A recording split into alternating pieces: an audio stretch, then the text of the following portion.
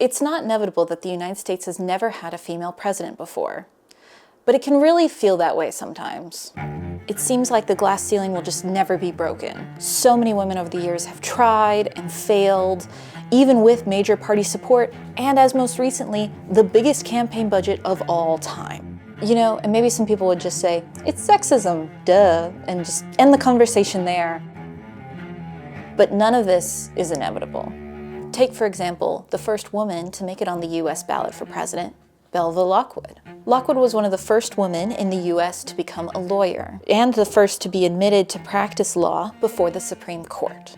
And in a time before women had even the right to vote across the country, Belva ran for the presidency for the first time in 1884, and her candidacy was part of a sophisticated political strategy. A group of suffragettes had created their own party, the Equal Rights Amendment Party, and put Belva Lockwood at the top of their ticket to show that women could participate and perhaps hold power in a system that otherwise denied them voting rights. And most importantly for our conversation, her candidacy did not receive the initial bombardment of sexism that you'd expect. Her candidacy made the front page of Washington, D.C.'s Evening Star. It shared her progressive ideas unfiltered to the newspaper audience. And just below that article, a reporter follows up with describing Lockwood as receiving their congratulations with the dignity which a candidate for president should exhibit.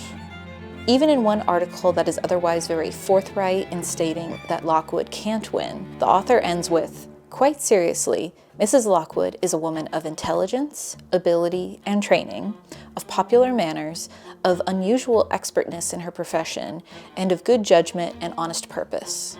A great deal worse things might happen than for her to be elected and inaugurated President of the United States. There was novelty in her candidacy. She was one of the first women to run, so journalists gave her a lot of ink, and a curious American public really ate it up. Still, she faced plenty of sexist criticism. And conveniently, there's one article that actually combines a bunch of them together. Belva Lockwood is expected to get at least one vote, but it just occurred to her that she can't vote. Colonel Belva Lockwood is a candidate for president, but the real issue is, can Belva cook a meal's victuals on a cold stove? And this final quote just really says that Belva's only claim to rule the White House would be to have the Democratic candidate, Grover Cleveland, marry her. Which is just a weird thing to say. And of course, the reality is, though, that Belva Lockwood lost, and so has every other woman who has run after her. And it sometimes feels that sexism will win out against any serious female candidate. And it begs the questions, what's the point of any woman running for president if she's just gonna lose? What does it matter? And the answer to that question is that sexism is not an insurmountable mountain. It is the kindling that should ignite our resolve.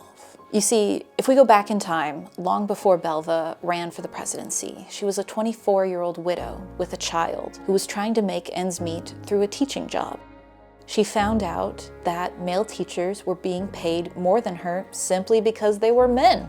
And when she raised this to the school leadership, they ignored her. Looking for an ally, she talked to the wife of the minister who ran the school, and she replied, "I can't help you.